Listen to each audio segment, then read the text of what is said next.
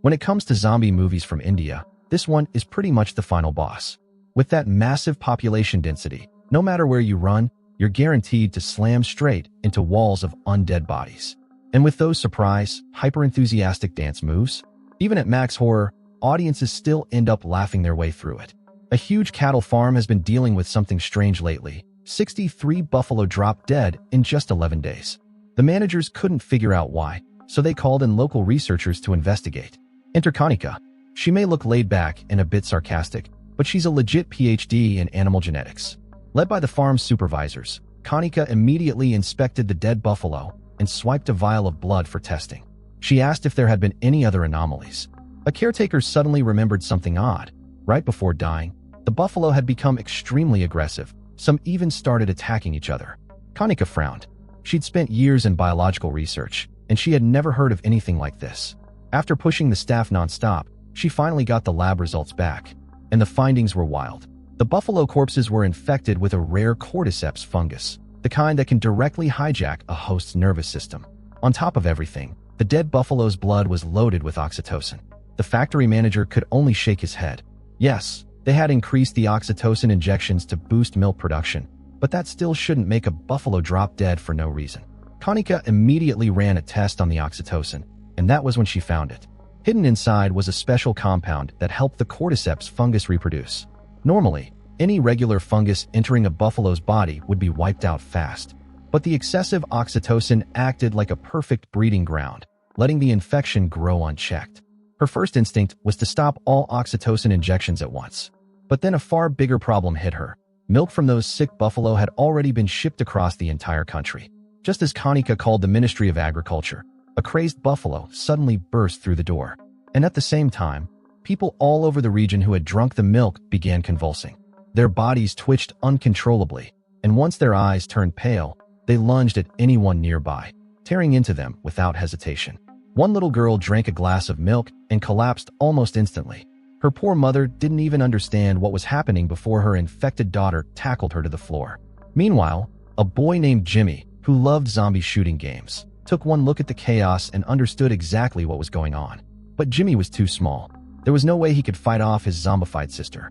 Luckily, their neighbor Binu heard the commotion and rushed over right away. He locked the girl inside an iron cage, then headed downstairs, only to find Jimmy's mother had turned as well. Binu had no choice but to shield the boy and help him escape the compound. But the moment they reached the street, they realized the entire area had already fallen into chaos. Infected people were everywhere, hunting anything that moved.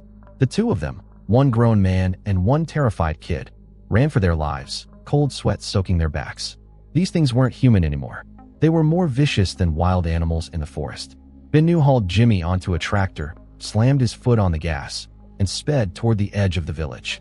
But they didn't even make it a few hundred meters before the road ahead was completely blocked by cars. A man stepped out, Binu's #1 rival in the village. They were supposed to settle their feud today at the village entrance, and he thought Binu had come for their showdown. To look tough, he even fired a warning shot into the air. Binu went pale, not because of the gunshot, but because of the massive horde of zombies charging up behind him. He yanked Jimmy into a nearby car and dove inside. Columbus, the so-called rival, had no idea what was going on before the infected swarmed him and tore him down in seconds. Binu didn't have time to mourn his enemy. He jumped behind the wheel and rammed the car through the horde, desperate to escape. The village roads twisted in every direction, but it didn't matter. Zombies were everywhere. Binu's car slammed into the roadside and immediately gave out. With their car totaled, the two had no choice but to jump out and run for their lives, the undead chasing them relentlessly. Binu scanned the area in panic and was stunned to spot one of his childhood friends also running for his life. Before he could even call out, the guy darted into a small brick house. Seeing a glimmer of hope at last, Binu circled around the building, then hurried Jimmy inside as well. Once they sealed every door and window, his friend Berkeley finally broke down, ranting that everyone in the village had gone insane, and he had no idea what happened to his older brother. That made Binu think of his own girlfriend, and anxiety instantly twisted his stomach. Jimmy pulled out the phone he usually used for gaming, but Berkeley snatched it and dialed his brother's number. The ringtone echoed in the room, but no one ever picked up. His heart sank. If his brother wasn't answering now, the chances he was still alive were slim. Jimmy switched over to the news, and the truth hit them hard. Not only their village, but even the nearby major city had erupted into a full-blown zombie outbreak. The chief administrator appeared on live TV, urging everyone to stay indoors and remain calm, promising that the government was working systematically to eradicate the virus. But before he could even finish his sentence, a zombie burst into the conference hall and started tearing into people on live broadcast. The citizens watching the stream turned ghost white. It was obvious now, the virus crisis had completely spiraled out of control. But Binu wasn't about to back down just because things looked hopeless. Remembering the promise he made to his girlfriend, he declared, full of bravado, that no matter what, he had to go save her. Berkeley was terrified, but still loyal enough to say he'd go with him. Yet the moment the three of them stepped outside with weapons in hand, Binu was the first one to chicken out. He knew exactly how weak his fighting skills were. If they tried to go head-to-head with the zombies, they'd be dead in seconds. They needed brains, not brute force. When they stepped back out again, they were carrying a massive sheet of plastic. Catching a zombie off guard, they threw the sheet over its head and sprinted across a narrow ridge between fields, escaping into a nearby forest. Out here, far from the residential areas, there shouldn't be many zombies wandering around. The three finally started to relax a little, and Berkeley even began whining about being thirsty. Just then, he spotted an elderly man sitting in the distance and rushed forward to ask for water, completely unaware that the old man had already turned. Berkeley's legs went weak with fear, and he toppled to the ground, getting bitten right on the arm. Binu rushed in to help, only to realize something bizarre. The zombie old man didn't even have teeth. In the chaos, Jimmy dropped the little speaker he always carried. A soft, melodic song drifted out, and the toothless zombie instantly froze, lowering its entire head flat against the ground. The three of them were stunned. None of them expected zombies to be this sensitive to sound. But just as they were getting ready to slip away, the speaker let out a loud, low-battery beep. Everything went dead silent. By the time they realized they should run, the zombies were already lunging at them with furious screams. And just when all hope seemed lost, Dr. Kanika came tearing in on a motorcycle. She reached behind her seat, pulled out a weapon, and in a few clean, precise moves, took down several zombies in a row. Binu rushed forward to stop her just in time, saving the toothless old man from getting executed. Kanika had been on her way back to the town's research center when she heard the cries for help from this direction. Berkeley, completely smitten by her heroic entrance, refused to let her leave alone no matter what. Then Jimmy's phone suddenly rang. It was Berkeley's brother. He said he was trapped inside a metal storage box at the processing plant, and he didn't think he had much time left. Panic hit Berkeley instantly. He ran to Kanika and begged her to take them there, or his brother was as good as dead. Kanika hesitated, then her heart softened. She agreed, loaded everyone onto the motorcycle, and drove them all the way to the plant. And instead of leaving afterward, she decided to stick around. If she was going to help, she'd help all the way. But the moment they saw the yard packed wall-to-wall with zombies, it wasn't just Kanika. Even Berkeley started backing out. Binu, however, refused to retreat.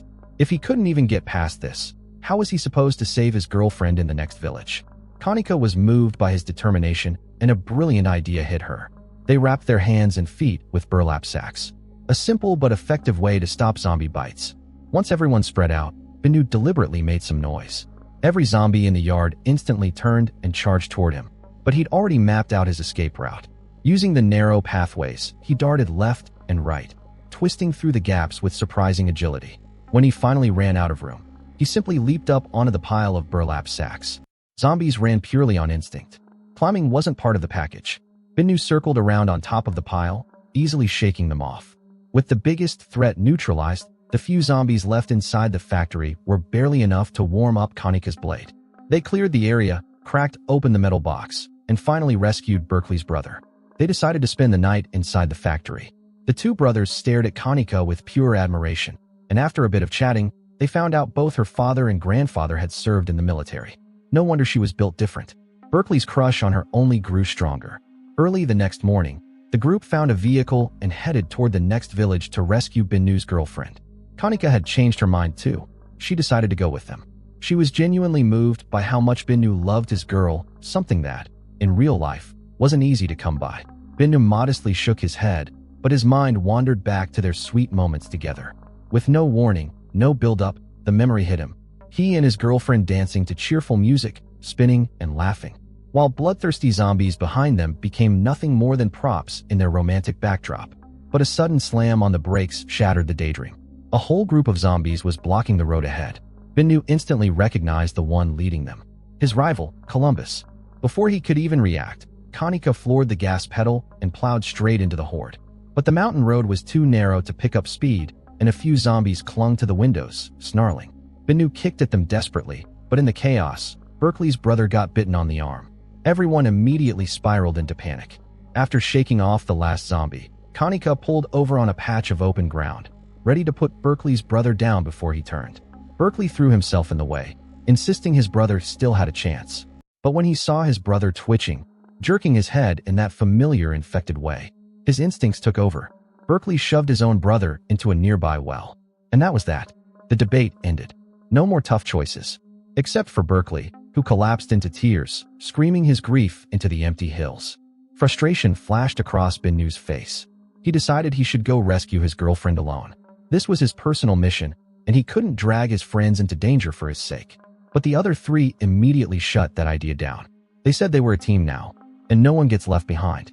Binu's eyes welled up, and he led everyone back into the vehicle to continue the journey. But when they finally reached his girlfriend's mansion, they froze.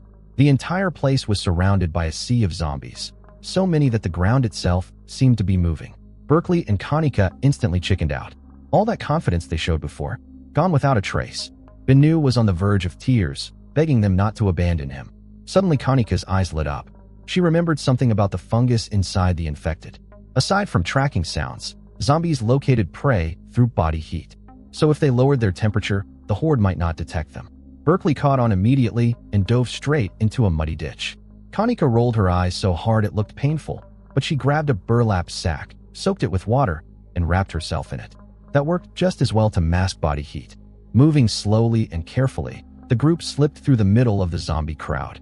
And sure enough, not a single infected noticed them. But just as they were about to cross the courtyard, Binu suddenly came face to face with his future father-in-law. And in a moment of pure panic, he ripped the wet sack off his body. That one move doomed them. The entire horde turned at once, surging toward them like a tidal wave of teeth and claws. Binu sprinted toward a water truck, ready to fight to the death, only to find the tank completely dry. With every escape route blocked, the group had no choice but to scramble up to the second floor. Sure, the zombies couldn't climb, but the platform beneath them groaned with every step. One wrong move, and the whole thing could collapse. Just as the group was sweating bullets, a window at the corner suddenly opened. A lively-looking man poked his head out. His appearance felt like a beacon in the darkness. He pulled everyone safely into the room. After a quick chat, they learned he was the family's hired painter, and he'd been trapped inside the house for an entire day. When he heard Binu had traveled all this way just to rescue his girlfriend, the painter was deeply moved. He insisted on helping however he could.